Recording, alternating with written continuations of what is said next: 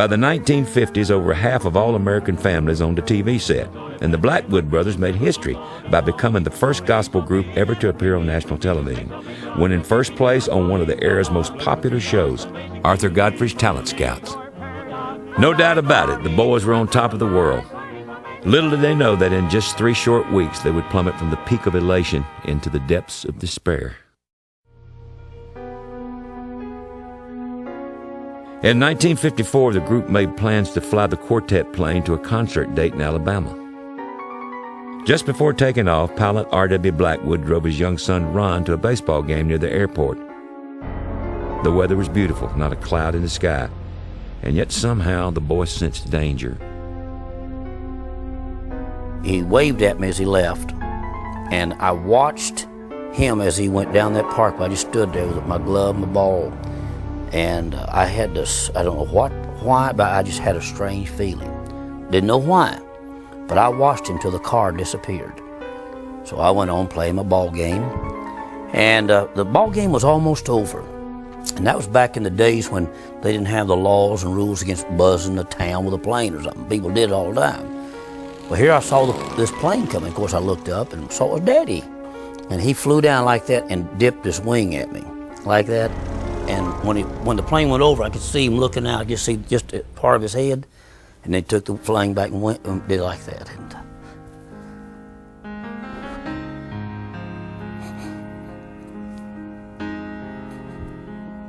the last time I ever saw it, 46 years, and I still. Not over. R.W. Blackwood and Bill Lyles were on a collision course with destiny. But first, there would be one last concert. Why don't you swing down, sweet chariot, stop and let me ride. Swing down, chariot, stop and let me ride. Rock me, Lord, coming easy. I got a hold on the other side. At a peach festival in Clanton, Alabama, the Blackwood Brothers Quartet sang their hearts out for the Lord. Now, good night. May God bless you all. The crowds begged for more, but the boys had made plans to fly home that very night.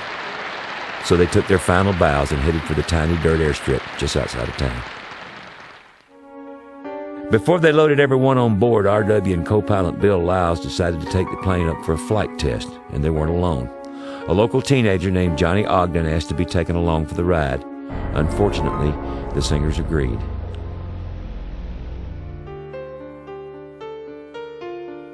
In an instant, half the Blackwood Brothers Quartet was gone. R.W. and Bill Lyles had brought so much joy and laughter to the group. It was impossible to imagine what life would be like without them. As news of the crash spread, family, friends, and fellow musicians struggled to come to terms with what had happened. When Daddy died in the plane crash, I was 13 years old. I took it pretty heavy because he was my hero. They came over the news service, and you know, we just and we had just seen R.W. and Bill maybe not more than a month before that.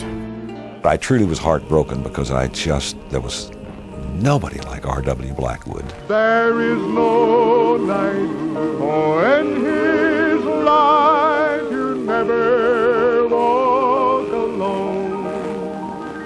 Always feel at home wherever you may roam. The Blackwood Brothers Quartet was reborn, with J.D. Sumner singing bass and James' nephew Cecil Blackwood on baritone.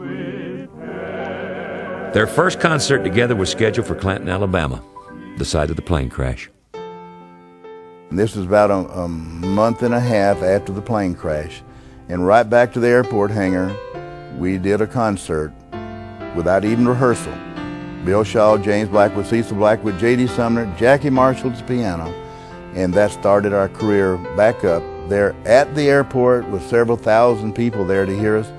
And Elaine Blackwood, R.W.'s widow, Ruth Lyles, Bill Lyles' widow, they were there, and the kids. We introduced them. But I remember being there. I remember them introducing Cecil, but I think the one that got me the most was J.D. Sumner. All I know is I saw a guy just stand up, looked like he went all the way to the top of the mountain as big as he was. J.D. Sumner built a bridge that night to R.W. Son Run, establishing a loving bond that would last for the rest of his life. He said, nobody could take your daddy's place. He said, I'm here to help. And J.D. was my friend the day he died.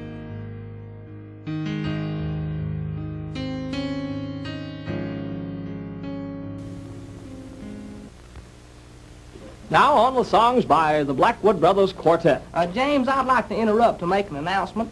Well, if you'll make it real brief, I guess you can, Jackie. What is it? The management has asked me to report that a green sedan is parked out here behind the building with a license number 4005-698-435-233-76668. I'd like to say that your car is all right, but your license plate is blocking the driveway back. Well, after that, I think we'll have Jackie Marshall sing for you on the number. Really, I don't know whether we'll be punishing Jackie or you folks, but anyhow, Jackie has the solo part on Open Up Your Heart and Let the Sun Shine In.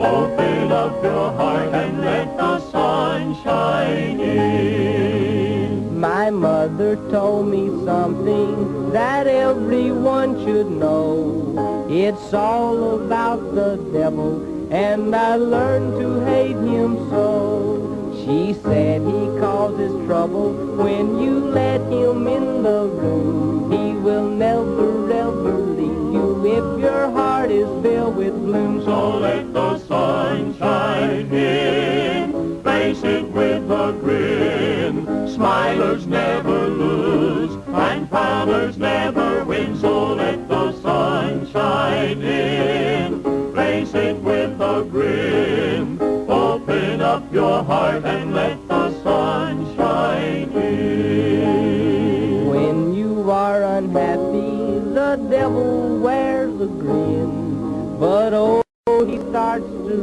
running when the light comes pouring in.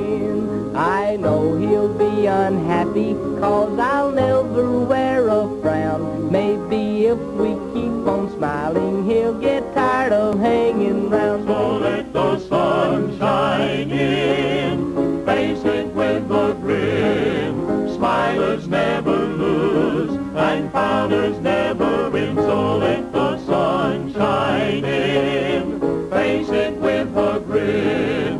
Open up your heart and let the sun shine.